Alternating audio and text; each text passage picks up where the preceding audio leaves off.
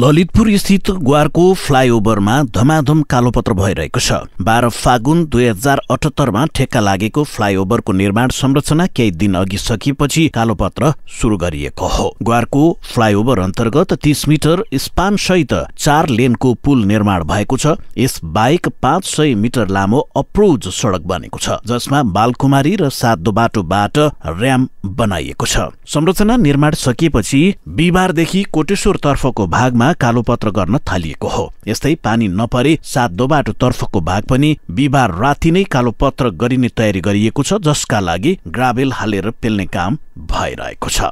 निर्माण कम्पनीबाट डिजाइन तयार भई सडक विभागबाट स्वीकृत भएपछि आयोजना निर्माण थालिएको थियो। चक्रपथ सडकको बीचको 4 लेन सडकलाई पर्खाल लगाई माथि उठाएर फ्लाइओभर बनाइएको हो। ग्वारको चोकमा बन्ने पुल मुनिबाट मंगल बजार इमाडोल जाने सवारी साधन निर्बाध चल्न सक्ने गरी बनाइएको छ।